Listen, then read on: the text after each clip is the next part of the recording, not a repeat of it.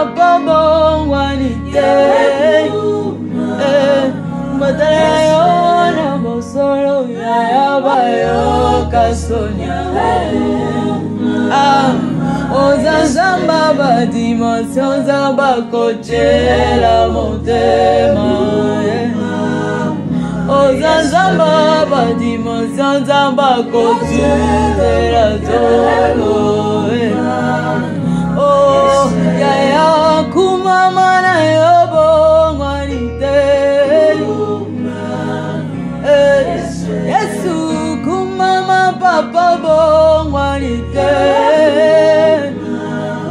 Yonde zama koluka na butu na tongo pena pokwa Papa kumama na yobo ngwanite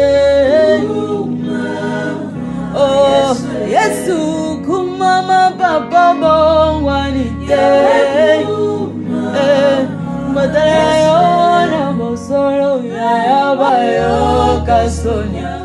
Shalom, shalom peuple de Dieu, shalom à tous les abonnés de JDM TV News, shalom à toi qui nous suis en ces moments.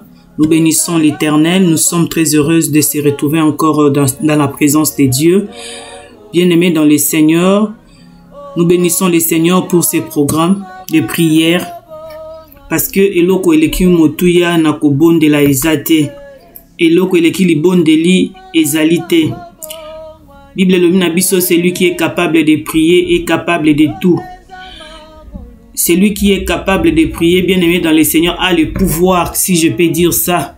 Celui qui est capable de prier a le pouvoir sur toutes choses. Bien-aimé, to se retrouver sous la présence ya Nzambe na mokolo lelo pona kotombola Nzambe pona kobondela pona bomo ina biso moko kobondela pona mabota na biso pourquoi pas kobondela pona entourage kobondela pona ndeko nyonso oyo yebi bien-aimé na entourage na yo na hôpital azana problème azana situation difficile compliquée libondeli na yo na nzela ya lisungia molimo mosantu Nzamba azala makoki ya kosala quelque chose ya ko toucher milimo ya bato bien-aimé dans le Seigneur kaka soki oza sérieuse na libondeli ozo sala bien-aimé dans le Seigneur c'est à toi de décider ce qui peut t'arriver demain car le lendemain appartient à Dieu. Bien-aimé, ce n'est que par la foi que nous obtenons des choses oyo tozanango besoin. Bien-aimé dans le Seigneur, rapidement nous voulons exhorter un tout petit peu pour que tokota na kati ya ben ya prière. Tu épuiser exhortation na biso na kati ya livre ya Éphésiens o ezali écrit par Paul. Bien-aimé, Paul azoloba na biso azoloba na église ya Éphèse. Tozui Éphésiens chapitre 6 à partir ya 10e verset. Bien-aimé, to sauter ba verset mais yo koki kotanga à partir ya Éphésiens 6 à partir ya 10e verset kino na verset 20. Ndenge lisungi ya molimo mosantu e kokamba yo. Na osote ba verset na bandi na 10e verset. Au reste fortifiez-vous dans le Seigneur et par la force toute puissance. Revêtez-vous de toutes les armes de Dieu afin de pouvoir tenir ferme contre les ruses du diable.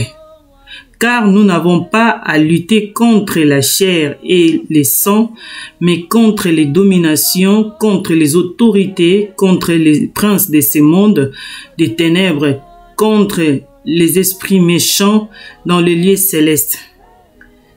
C'est pourquoi prenez tous les armes de Dieu afin de pouvoir résister dans les mauvais jours et tenir ferme après avoir tout surmonté. Ce qui t'oteng na verset 15, parce que wana na suki na 13, na tozu verset 15, mettez pour chaussure à vos pieds les ailes que donne l'évangile de paix. Tozu verset 17, prenez aussi les casques du salut et l'épée de l'esprit qui est la parole de Dieu. Bien-aimés dans le Seigneur, ici on nous parle du combat spirituel.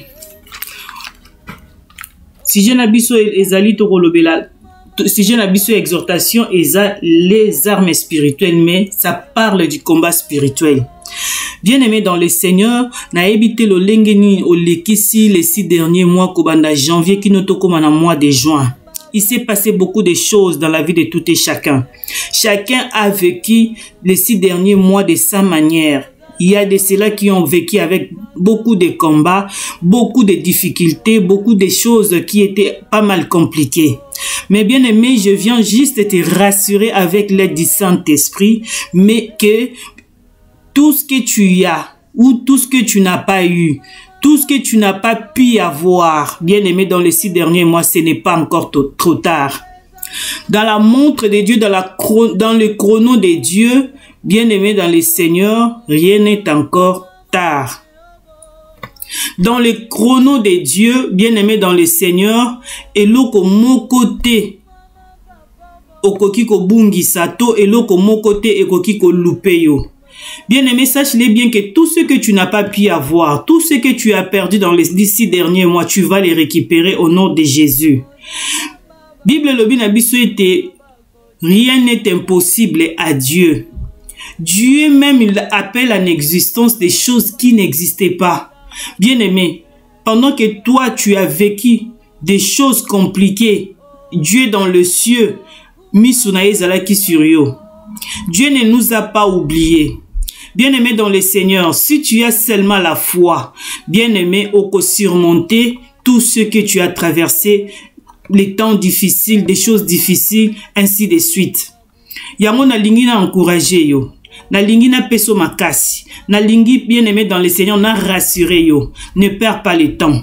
Ne regarde pas derrière. Ne regarde pas tout ce que tu n'as pas pu avoir. Ne regarde pas tout ce que tu as perdu. Bien-aimé, tombola moto tala liboso. Bible zo tola tababibundeli. Pendant que bien-aimé tu dors, pendant que bien-aimé tu te laisses dans les distractions, pendant que bien-aimé dans le Seigneur, ozomi tout nanan ba question. En ce moment-là, bien-aimé, banguna na yo, monde molili ezo continuer ko planifier makambo mabe. Pendant que ozo se poser ba question, bien aimé, ba yini banguna na yo bato bazo lukaba saloma be bango bazo multiplier ba effort, bazo multiplier ba stratégie. Yango bien aimé na ko rassurer yo, ne dors pas, ne te laisse pas faire, même si tu as échoué, même si tu n'as pas pu avoir tout ce que tu avais voulu, tout ce que tu avais pu, bien aimé dans le Seigneur, penser avoir. Bien aimé, ne baisse pas les bras. Bible zoye bisabiso Paul azoye sabiso tola tabibundeli ya molimo. Bien aimé dans le Seigneur, eza pona kola kisayo ke ko se laisser faire te kotika ta morte. Bien aimé dans le Seigneur, lève-toi de là où tu es, pardon. Lève-toi de là où tu es. Nous allons prier. Bien aimé, nous allons faire une forte prière. Na lingi juste na pesa biso orientation na lisungia molimo mosantu lelo tozo bondela tozo sala prière autonome, c'est-à-dire bien aimé na opesa sijete oyebi makambo nyonso oza nango o esengeli o bondela. Bien aimé, vois-toi seulement que oza devant ton père, devant ton papa, et tu vas lui dire des choses, c'est-à-dire ndenge makomi elobi na biso que c'est de l'abondance du cœur que la bouche parle. C'est-à-dire tu as beaucoup de choses dans ta bouche, dans ton cœur, pardon, oyo esengeli o exprimer liboso ya papa. Bien aimé, sopa motema na yo. Ozo bondela la basije nyonso oyo molimo mosanto okoriente yo. Et si kozali bien aimé banda ko kota na dimension ya présence ya Nzambe. Et si kozali bien aimé banda ko localiser makanisi na yo na kati ya présence ya Nzambe. Bien aimé, si kozali banda komi kotisa na kati ya mozindo tozo bondela okobondela lolenge nyonso yo molimo mosanto akoriente yo. Bien aimé, tala ndenge olekisi 6 mois o eleki tala siko liboso na yo tikali na 6 mois poto kweneti na fin de l'année. Bien aimé, makambo nini ozala ngona motema ya koyebisa Nzambe ozo s'exprimer bimisa nyonso ezala motema na yo sopango liboso ya papa. Bimisa nyonso ezala motema na yo sopango liboso ya Yesu ya nkolo Yesu Masia. Azawa na pona koyoka yo mona devant la présence de Dieu. Bien-aimé dans le Seigneur, vois-toi devant la présence de Dieu et tu vas parler, tu vas exprimer tout ce qui est dans ton cœur, tu vas t'exprimer devant ton papa, tu vas t'exprimer devant ton Dieu. Bien-aimé, tu as des choses à dire, tu as des gens qui sont malades, tu as des problèmes, tu as des difficultés, tu as des enfants qui sont malades. Bien-aimé dans le Seigneur, tu vas t'exprimer, bien-aimé dans le Seigneur. Vois-toi dans la présence de Dieu, commencez à entrer dans la dimension. Je vais juste te signaler, bien-aimé, cette prière prière. Eza bénéfique pour na yo bien-aimé dans le Seigneur. Au partager prière. Après qu'au bon de la bien-aimé partager prière, senga na batu ba s'abonner pour te batu ba bénéficier na prière. Batu ba bénéficier na présence ya Nzambe. Partager prière. Pe senga na bandeko baza pembe na yo ba s'abonner pour na gloire ya Nzambe. Bien-aimé to sengi mbongo te to sengi loro te to senga yo kaka bien-aimé au partager prière au fortifier ndeko moko po abondela. Tozo bondela bien-aimé, tozo kota na présence ya Nzambe, kota na dimension ya molimo mosantu, loba na molimo mosantu apeso maloba ya ko bondela.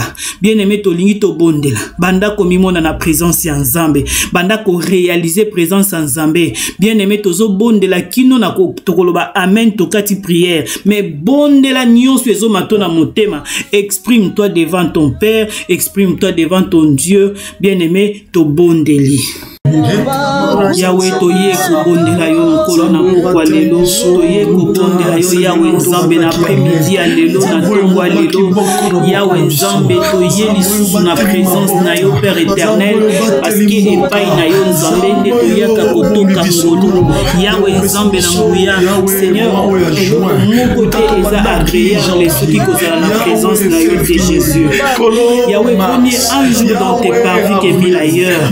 Yahweh na libanda na yo Yesu eloko ezate, na libanda na yo bomoi ezate, na libanda na yo Yesu Masia refuge ezalite, na libanda na yo appui sûr ezalite, na libanda na yo sécurité ezate. Yahweh bato mokili ba créer ba sécurité, Yahweh ba sécurité sociale eza na mboka oyo, Yahweh ba sécurité ya makambo nyonso eza na mboka oyo.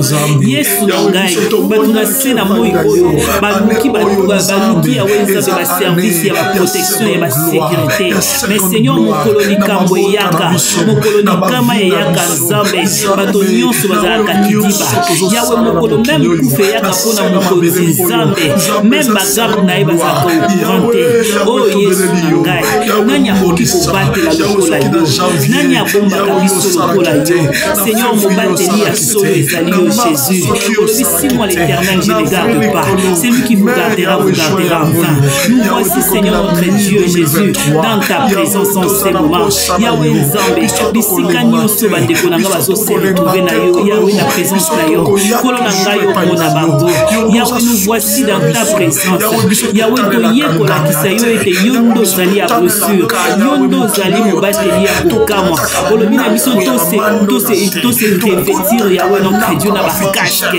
Oh Père éternel Dieu, Yahweh tozo se revêtir na ba casque spirituel, parce que nous allons au combat. Nous allons au combat, Seigneur notre Dieu.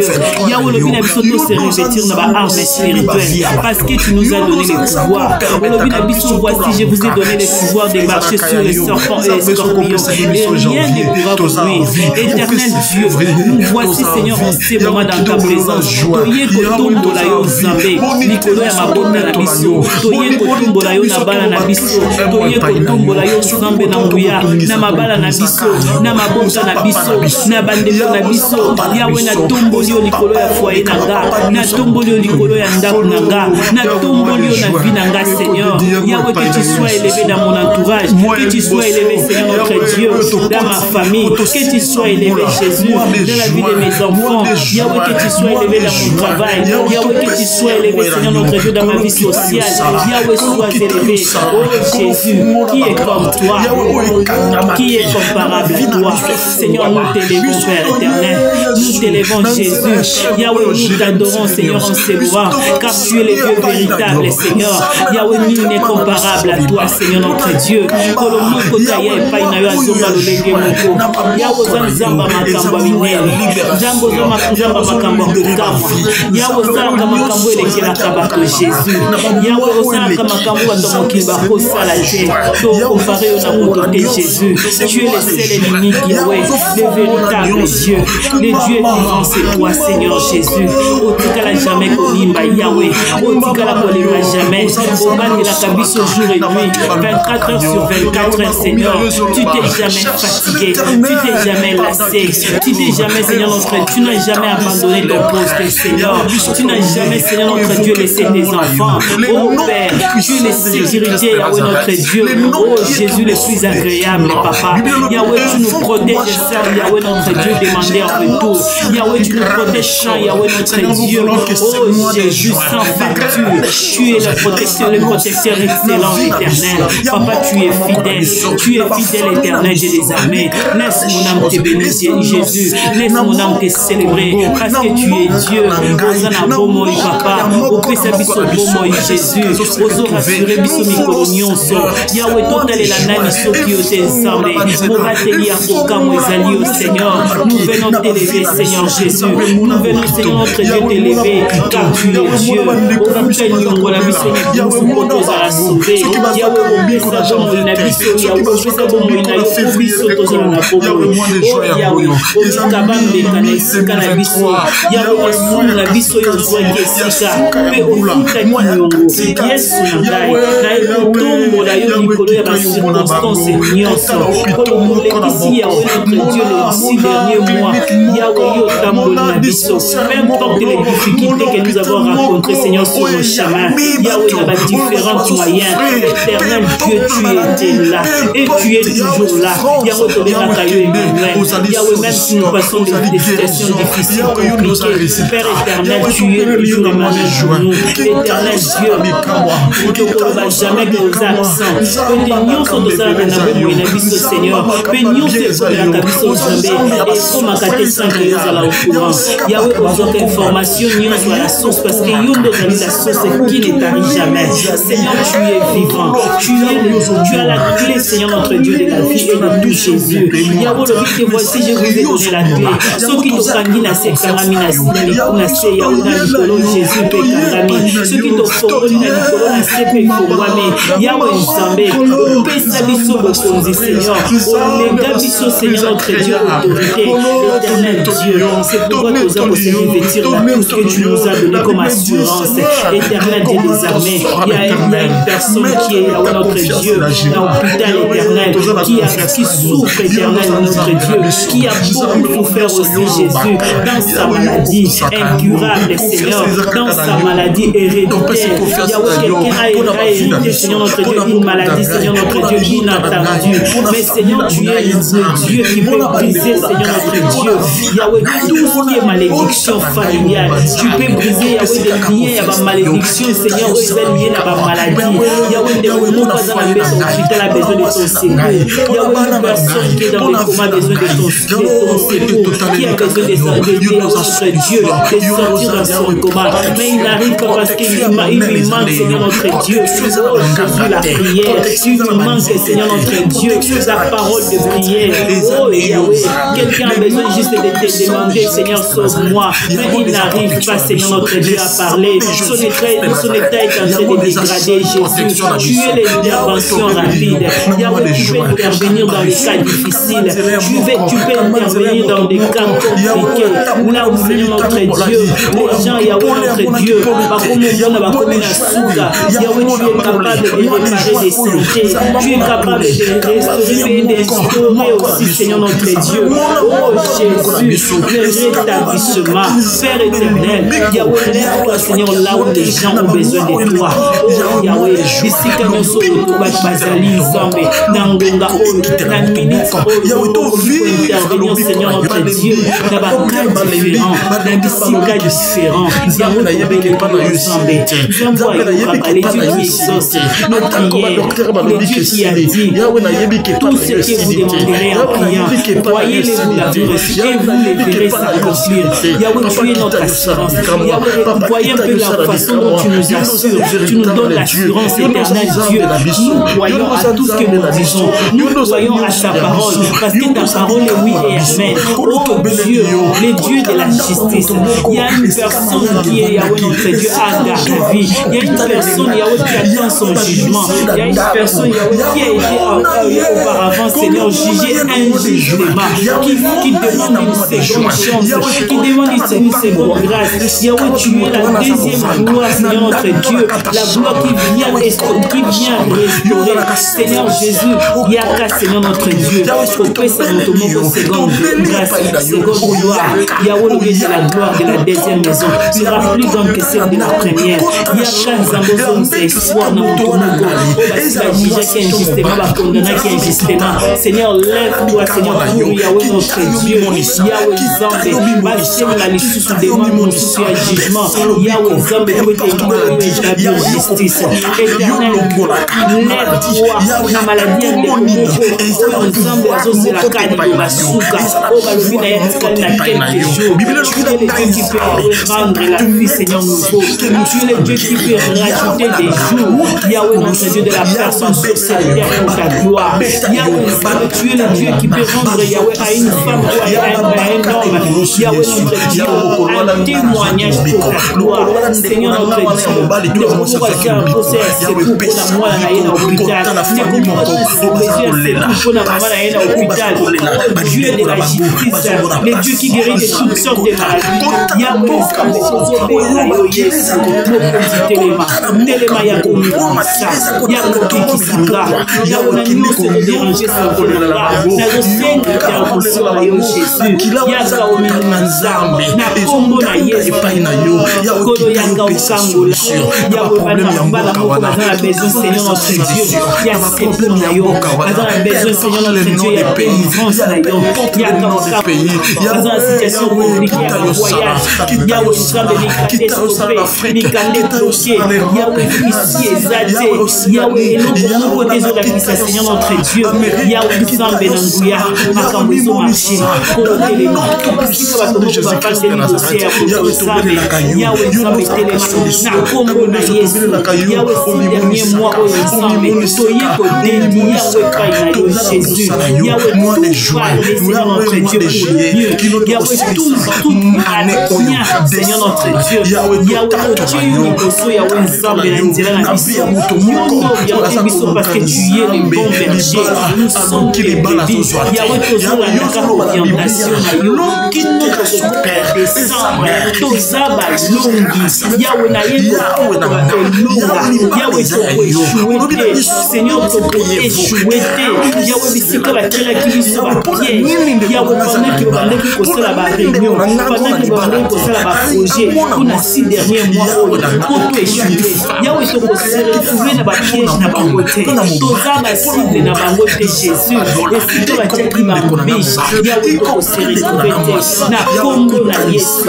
Yahweh to ye kobele na yo kolo. Yesu na ngami monisa. Yahweh na ka compliqué Seigneur intervient. Faisant la posée à ses coups na yo. Yahweh toko échoué tes Zambé. Yahweh toko échoué tes Jésus. Nous avons besoin de toi. Yahweh lève-toi Seigneur notre Dieu. Yahweh toko yo Zambé. Koza Zambo na monisaka. Yahweh bana moko bazana besoin na yo Jésus. Yahweh bana moko bazana besoin na yo Seigneur. Yahweh Zambé na mbuya na mboka na Congo. Yahweh Zambé bande ko bazana este ya Congo Seigneur. Bazana besoin na yo Jésus. Maboka Kawani. Yahweh bana va se retrouver Yahweh Zambé na mbuya. Oh part et d'autre Jésus. Yahweh maboka se retrouver à Panzana. Yahweh Zambé. Moi la moko azoluka secours. Yahweh pota zomona babosi na yete. Kolo mimonisa. Yahweh kende visiter mboka na Congo. Yahweh na ba complot nyonso tosala ba jour et nuit. Yahweh na bato ya kulu na Zambé. Yahweh bato moko bazwa lefeka bato basala bango mabe. Kolo Nzamba justice. Nzamba peuple na yo Yesu. Nzamba ya Israël. Papa telema Seigneur na ba mal arbitraire Seigneur notre Dieu. Yahweh Nzamba telema na bato nyonso bazokosisa mabe. Ba fusillette Yahweh par-ci par-là. Ezala na mboka oyo Nzambe. Ba complot nyonso ya kosala bato mabe. Yahweh Nzambe. Ba complot nyonso ya bato kokende kodétruire ba vie ya bato. Yahweh Nzambe telema Seigneur. Yahweh bato moko batelemi kaka Nzambe na milimo na bango. Mpona koluka koregarde bato Seigneur en circulation. Seigneur notre Dieu. Na bali ko empêcher ya Nzambe. Yahweh ba complot nyonso ya kodéstabiliser Seigneur notre Dieu. Ba vie ya bato Jésus. Pendant le jour ou la nuit. Et Yesu. Et la nuit le sang je fais au nom de Jésus-Christ de Nazareth. Seigneur notre Dieu telema Nzambe. Bato moko bakanika bakondisi bo bakendisela na fusillette na kobama. Yesu na ndaki tuki na bango Yesu to neutraliser. Yahweh tubandi ko neutraliser ba projet nyonso esala makaya mabe. Yahweh Nzambe na baaccident. Yahweh Nzambe na neutraliser. Yahweh ba projet nyonso basali Nzambe. Retour à l'expéditeur. Retour à l'expéditeur Jésus. Nyonso babondisi. Mabulu nyonso batimo bango moko basinda. Na misala na bango na ba génération na l'église. Na Yesu Masia, éternel Dieu. Oh Père, bakosala biso bitumba, bakolonga biso te. Seigneur, 1000 tombera à ma gauche, 10 000 à ma droite. Et moi, je ne serai jamais atteint. Ma famille ne sera jamais atteinte. Mon foyer ne sera jamais atteint. Au nom de Jésus, Yahweh Nzambe, et toutes les jours célébreront justice. Seigneur, na bandi kokota. Minoko nyonso elobaka mabe kosa. Minoko nyonso elobaka mabe na kombo ya mboka na nga. Baréunion nyonso basalaka na butu Nzambe. Mokolo na bandi kotinda moto. Yawe projet nyonso basali po bakutana na butu ya lelo. Na baréunion na bango Yawe libota na nga bakomona ngo te. Yawe Nzambe na bakomona na bango bakomona libota na nga te. Bakomona foyer na nga te Jésus. Yawe sala biso moyo Nzambe. Na nzela na biso okolo moto nyonso akopenetre moto na yo Nzambe. Akuta moto na kombo na Yesu Masiya. Moto nyonso akoluka kosimba biso akuta moto. Yawe sala na biso moto Nzambe. Pelisa moto ya maboni likati na bomoi na biso Jésus. Yawe Nzambe bazosala baprojet mpona kodétruire bahomme de Dieu. Les hommes de Dieu qui sont dans la vérité. Yawe Nzambe nazosenga protection na yo likolo baserviteur de Dieu nyonso batikali dans le rond. Bao babungi Nzambe oza na makoki ya korécupérer bango Seigneur. Na kombo na Yesu Masiya. Seigneur telema Yawe telema Nzambe na nguya na mopanga na yo. Bisika nyonso bazoluka biso Nzambe mopanga na yo landa bango. Na kombo na Yesu Masiya. Le Dieu capable de tout, Seigneur notre Dieu. Le Dieu qui peut restaurer tout. Le Dieu qui peut résoudre les situations compliquées. Ne comment Nzambe bazo harceler ça. Ne comment Nzambe na nguya bazo harceler Jésus. Harceler Seigneur. Na kombo na Yesu Masiya. Yawe telema Nzambe na lola. Yawe telema Yesu Masiya. Tobele yo Nzambe. Tobele yo Yesu na ngai. Telema papa na lola. Yawe banda ko intervenir na ba situation compliquée. Banda ko intervenir na ba situation difficile. Na kombo na Yesu Masiya. Oh Jésus. De kombo ko sa. Kolobi monisa Jésus. Yawe Nzambe. Yaka intervenir Seigneur. Yaka intervenir Yesu Masiya. Yawe tozana posa na yo. Bokozi tozana posa na yo. Yawe telema Nzambe.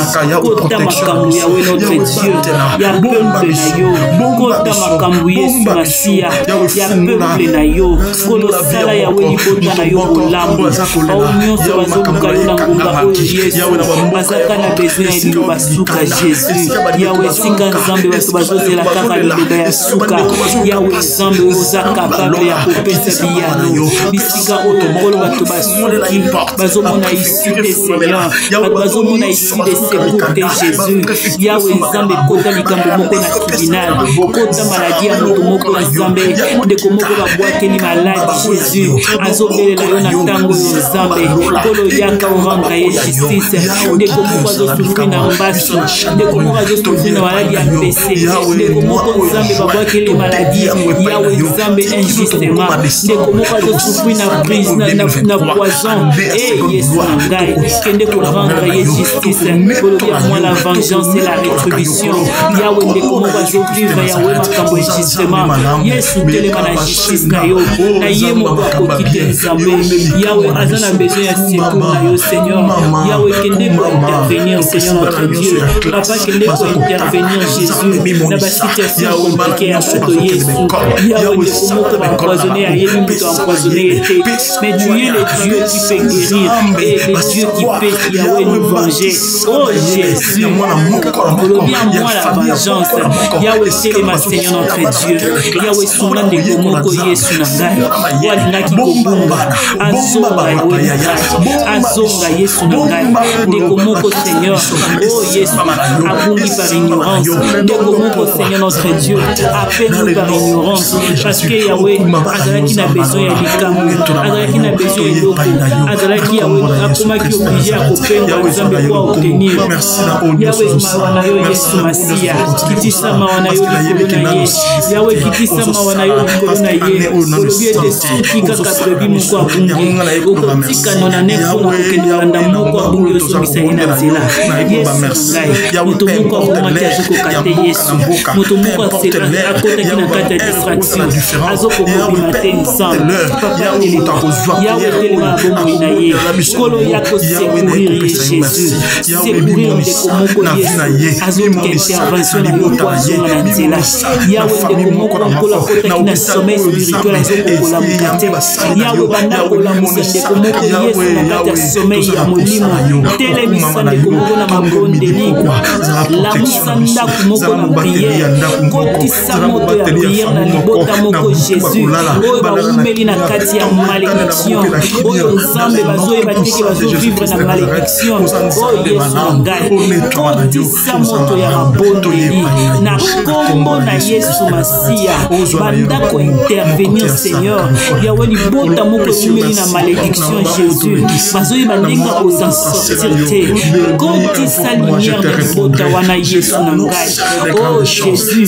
il est temps seigneur que ton peuple s'élève mabe ekomingi nzambe na se na moko oyo bato bakomi mitema mabe jésus bato bakomi kosala bato mabe sans pitié éternel dieu banda kointervenir ezala na mboka na nga kunu na yesu ezosilisa bato nzambe bato bakomi mitema mabe seigneur yawe banda kokota na mitema ya bato ezala bandeko ya kuluna banda kokota na mitema na bango jésus yawe banda korestore bomoi na bango yawe nzambe oza kapable ya kobombola mitema ya bakuluna na kombo na yesu yawe baloba na yo jésus epenetre bisika nyonso nzambe ekotisa bomoi na kombo na yesu masiya bien-aimé sika ozali toke koloba victoire victoire victoire au nom de Jésus-Christ de Nazareth.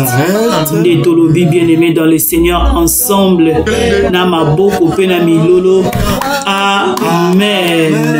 Vitamolo sikozali kumisa nzambe abongi na lokumu pe na masan joli au nom de Jésus. Ciao. JDM TV News, la chaîne des lumières, votre chaîne, notre chaîne. Balobi, restez branchés, scotchés. Nakati chaîne la bino. Awa présentement na Congo Kinshasa, JDM TV News. Nous avons des émissions comme Gilbert et Soin Pasteur. Nous avons des émissions Instant d'espoir. Nous avons des émissions Les chrétiens et la musique. Balobi Awa, il y a des prédications, exhortations. Nous sommes là pour exhorter, pour éclairer. Balobi Tikala wana zala branché ko zapete. Boka télécommande Landa JDM TV News Tikala Awa. Yebisan de Kwaza Pembe Nayo à s'abonner. Yom to s'abonner te. Abonne-toi massivement et nous sommes la chaîne chrétienne, la chaîne des lumières. Restez là, abonnez-vous massivement et vous ne serez pas dit. Francine Chala sur JDM TV News officiel. Fidèles téléspectateurs de JDM TV News, abonnez-vous massivement sur votre chaîne et vous ne serez jamais déçus. Car la Bible dit, le ténèbre ne régneront pas toujours sur la lumière. Et JDM TV, c'est un canal pour apporter de la lumière et pour l'édification du corps du Christ. Donc abonnez-vous massivement, appelle ton voisin, ta voisine et abonne-toi car ici il y a de meilleures choses à venir. Et bien sûr nous recevons pour vous des pasteurs, des serviteurs de Dieu et nous recevons aussi de chantres. Et dans JDM TV News, vous avez de la lumière sur toute l'actualité chrétienne. Restez scotchés, restez branchés sur votre chaîne, mais surtout, ne manquez pas d'inviter vos amis et à s'abonner sur JDM TV News, la chaîne de la lumière. JDM TV News, la chaîne des lumières. C'est votre chaîne. Abonnez-vous, abonnez-vous.